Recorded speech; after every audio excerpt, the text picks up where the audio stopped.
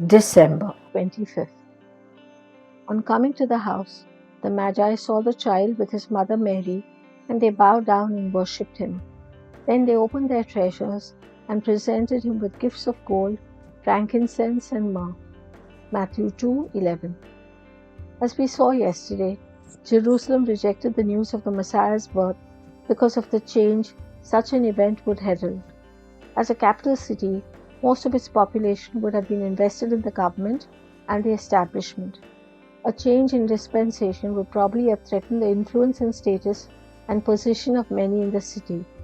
All of that was far more valuable to them than the coming of the Messiah, and this was what lay at the heart of their feeling of disturbance. They were not willing to let go of what was precious to them, what they treasured. The people of Jerusalem, the cream of God's people, closed their fists tight around what was precious to them. Not so the visitors from a pagan land.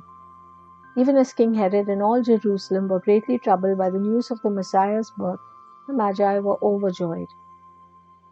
Leaving Jerusalem, they followed the star to the village of Bethlehem and to the humble dwelling where a poor carpenter and his family lived. What did they expect to find when they set out from their land? Surely anything but this.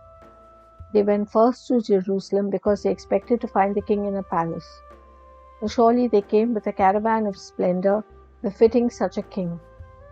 I am reminded of the Queen of Sheba coming to visit King Solomon with a very great caravan of riches that she deemed worthy of the report she had heard about him.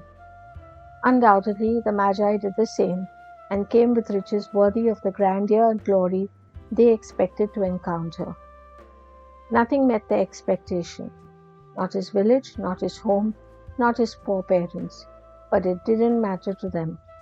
So often we are let down by Jesus, not because of him, but because of our own expectations, and we fail to accept him on his own terms. Faced with a scene totally contrary to their expectations of greatness, the Magi responded with joy and worship. And then they opened their treasures. We so cheapen and dilute the Christmas story with our scenes of 3 wise men with one small gift each. No, they came with camels laden with treasures. The word in Greek refers to storehouse of riches. In modern terms, a safe or a bank vault. They opened what was precious to them and lavished it upon the little baby. They were generous, not with something ordinary or dispensable, but with their treasures. The Magi let go of their treasures, even as the people of Jerusalem held on to theirs. Today, I invite you to consider what your treasure is. Then open your treasure chest and give extravagantly to Jesus. Today's decree: King Jesus is worthy of all our treasures.